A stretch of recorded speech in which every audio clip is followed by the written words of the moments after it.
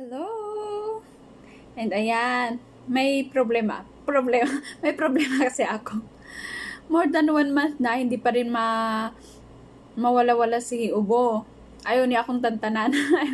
Sabi ko, Ubo, 1 month ka lang pwedeng mag-stay sa akin ha. Kaso ngayon, more than 1 month na, ayaw pa rin niya akong iwan. Ayaw niya akong tantanan. And hala, ang dami ko nang nainom na gamot. Nakatatlong antibiotics na ako, nakatatlong cough syrup na ako. Pero, wala pa rin. Pero alam ko, ah, pag nag-take ako nito, mawawala na. Mawawala. May nagsabi kasi sa akin na i-boil daw yung milk, tapos lagyan ng honey, tapos inumin. Eh sabi ko, wala akong mga ganyan. Bilhan mo ako. And kagabi, binilhan niya ako. Tapos, binigay niya dito. And ito, milk. And then, honey. And alam ko na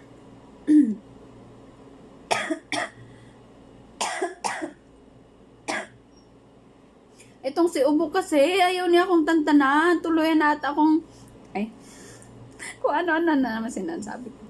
Pero alam ko, pag may honey na ako, mapapatalsik na siya. Mawawala na siya. Iiwanan niya ako. Kasi may honey na ako. May honey na. So, ang gagawin daw is, ano bang gagawin?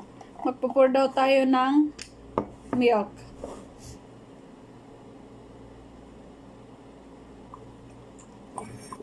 Ano ba yan?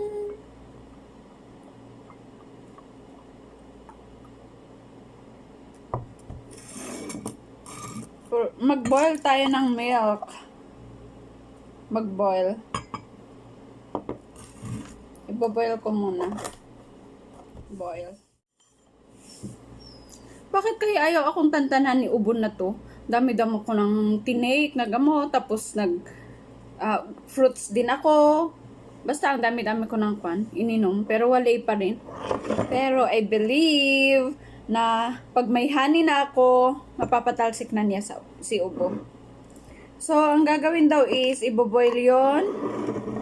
I-boil yung boil, tama ba? Basta ipainit yung milk, tapos maglagay ng honey, my love. Si honey, my love, so sweet daw.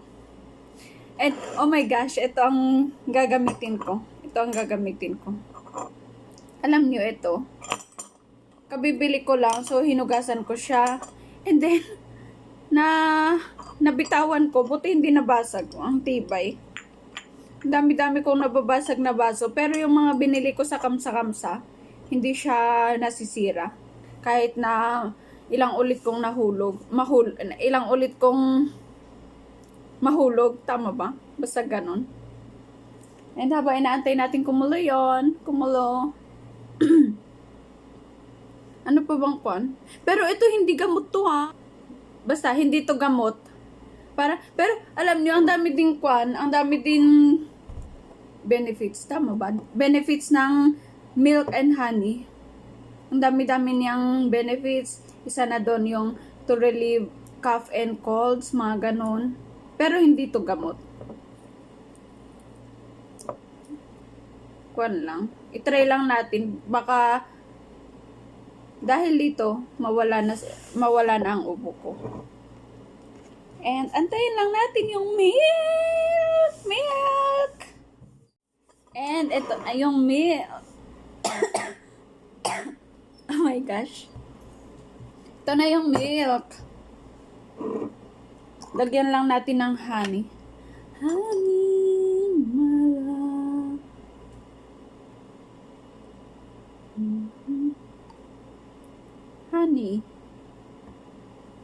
Honey na galing kay The Northerner. Tingnan niyo yung kay sa The Northerner. Ang dami niyang honey.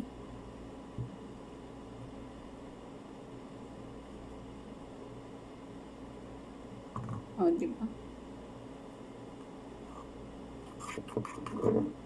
Ang gagawin dapat is, lagyan to ng honey, tapos i-pour mo yung milk. I-pour mo yung milk dito. Kaso, gusto ko dito. Gusto ko dito. Yun ang gusto ko eh. Pero yung proper, lagyan mo to ng milk, ay ng honey, tapos i-pour mo yung milk. Tapos, inumin mo na. Pero ayaw ko kasing gamitin to. And mix.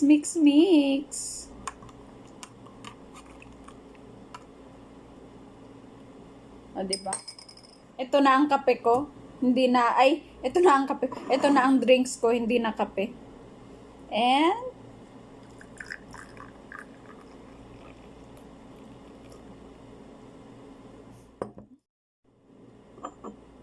mainit pa kasi.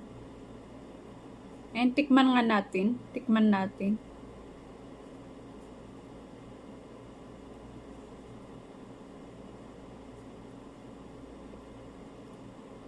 Uy, in fairness, ang sarap.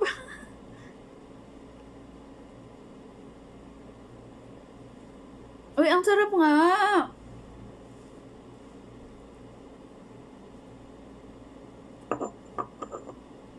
Parang iiwan ko na ata si kape ah. Ipapalit ko na din dito.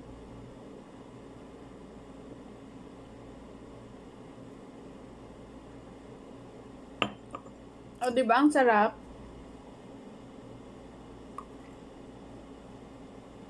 Ubusin ko lahat to.